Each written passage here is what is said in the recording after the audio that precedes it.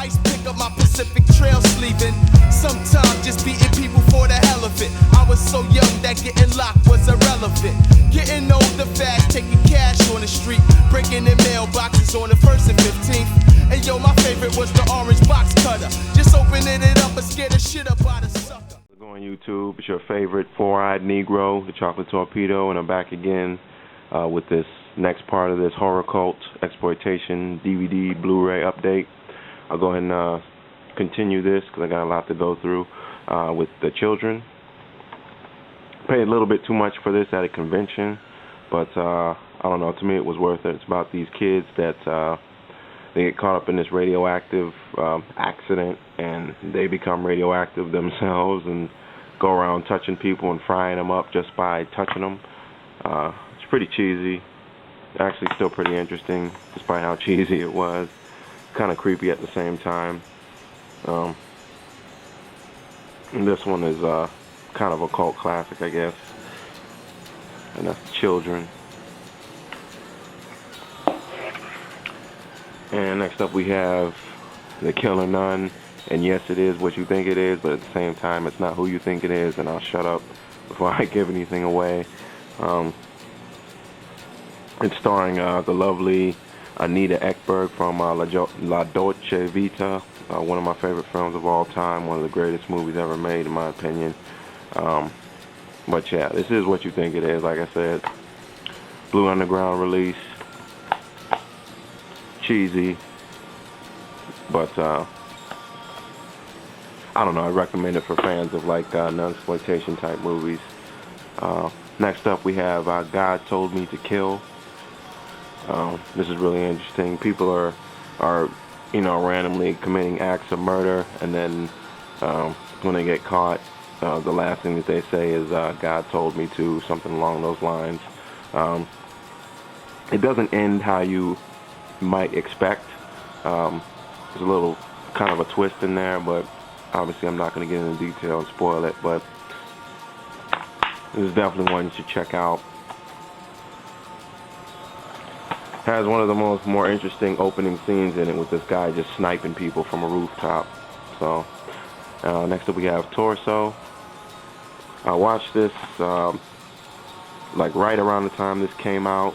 I'm not sure when this was released. Had to have been at some point in mid 2009, if I'm not mistaken, but I don't remember much of it. I'm gonna have to give it a rewatch. I remember liking it, but for the life of me, I can't remember the exact plot. Sorry. But love the cover art. Yet another Blue Underground release. Here's a Michael Ironside movie called Visiting Hours.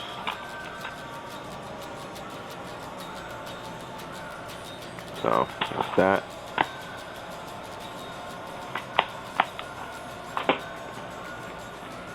And then we have The Stendhal Syndrome, yet another Blue Underground release starring Asia Argento.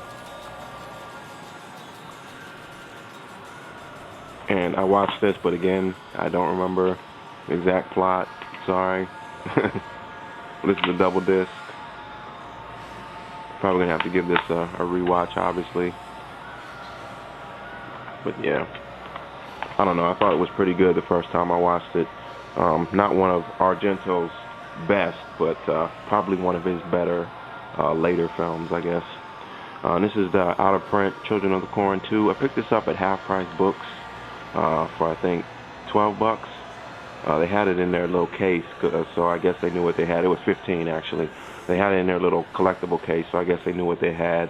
But not as good as the original, obviously, but there were some pretty interesting kills in this. I remember somebody getting killed with a house, a la The Witch and Wizard of Oz, if I'm not mistaken. But yeah, this, like I said, it's nowhere near as good as the first, but there's some pretty interesting and unique kills in this. And good luck finding this. This is Stephen King's The Night Flyer. A lot better than I thought it'd be. I heard good things about it, but I still wasn't really expecting much. But I was actually pleasantly surprised. Pretty creepy, and there's actually kind of a twist towards the end, so I was really not expecting what I saw at the end. But this is one that comes highly recommended, I guess. Pretty underrated. This is the last horror film. It's from the Trome Masterpiece collection. Tons of people have shown this in their updates, so I'm not really gonna get into it. It's kind of like your serial killer, stalker type movie. And next up we have Slaughter High. This kid gets involved in this accident, or is a victim of this accident, or this prank that's played on him. He gets disfigured, and the kids that actually do it on like their high school reunion or wherever, they decide to go back to the school, and shit hits fan from there. So I don't really, like I said, I don't want to get into too much detail on these things and give it away for people that haven't seen it. So you can kind of guess what happens. It's kind of like a revenge type film, I guess. Slasher type film.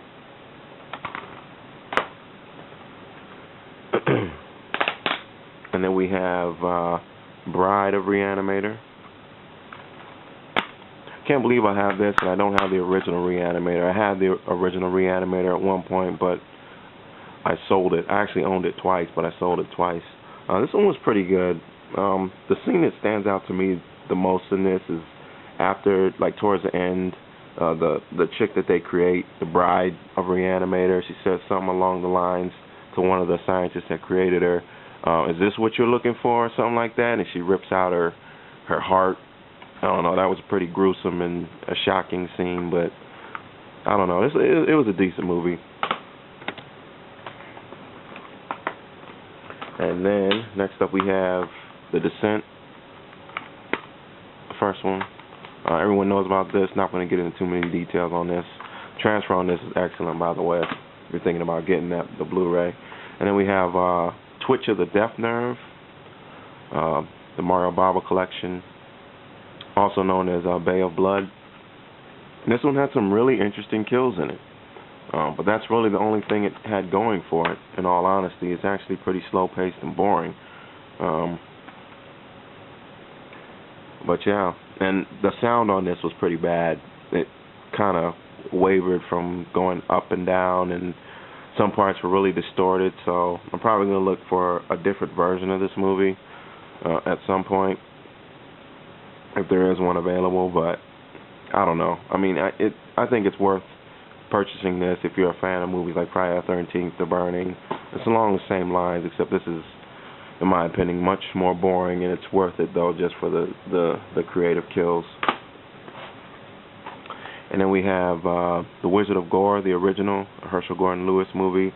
This magician performs all these magic tricks that have to do with, cutting people in half.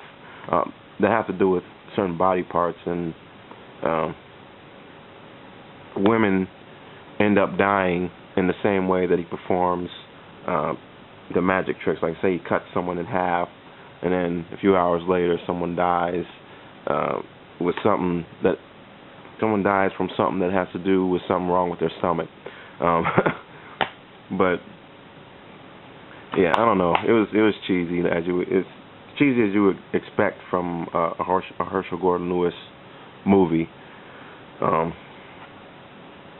would recommend it to fans of his movies, but not too many other people. And then